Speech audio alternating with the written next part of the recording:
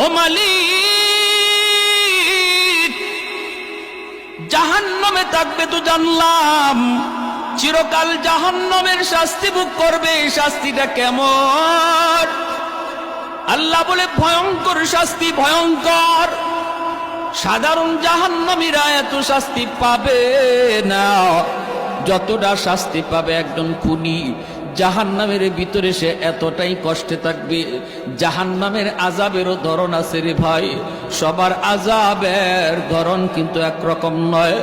আল্লাহ বলেন, দুনিয়াতে যারা ইচ্ছাকৃত কেউ কাউকে খুন করলো, জাহান্নামের ভিতরে তার আযাবটা হবে সবচেয়ে বেশি যন্ত্রণাদায়ক। জাহান্নামের ভিতরে তার আযাবটা হবে বড় কঠিন। এজন্য ভাই একটু খেয়াল করে শুনো রে আল্লাহর গোলাম।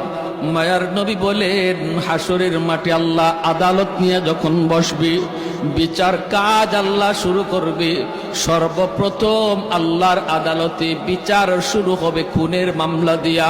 খুনের মামলা দিয়া আল্লাহর আদালতে বিচার শুরু হবে। যেই মানুষটা মারা গেল, যে যার তারে খুন করলো, ওই খুনির সে ধইরা যেইভাবে তারে খুন করেছে, গলা কাইটা অথবা ছুরি দিয়ে আঘাত কইরা, ওই ছুরিটা যা তার বডির মধ্যেই লাগানো থাকবে, রক্ত ঝরবে, রক্ত ঝরবে। আর খুনিটার কলার দইরা আল্লাহর আদালতে হাজির হইয়া বলবে, মালিক, দুনিয়াতে পয়সা ছিল, আমি মামলার রায় পাই নাই, আমারে খুন করেছে, আমার আওলাদ রে এতিম বানাইছে, আমার মা রে আমার বাবারে সন্তান হারা বানাইছে। সম্পদ ছিল তার, পাওয়ার ছিল তার, মন্ত্রী এমপি ছিল তার, জজ ছিল তার, উকিল ছিল তার। আমার সন্তান বিচার